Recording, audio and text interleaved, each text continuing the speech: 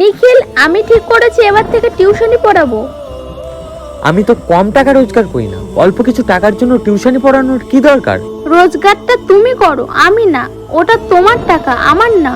মানে বোঝাতে চাইছোটা কি তুমি? পরিষ্কার করে বলো। দাদা দাঁড়াও, ওই ক্লিপটা আমি নেব।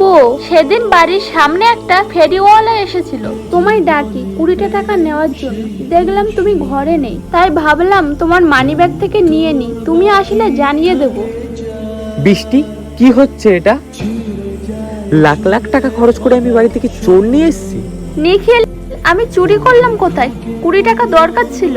কাউকে না জানিয়ে তার মানিব্যাগ থেকে টাকা নিলে সেটাকে চুরি করা বলা হয়। দ্বিতীয় দিন থেকে যেন এমনটা না দেখি।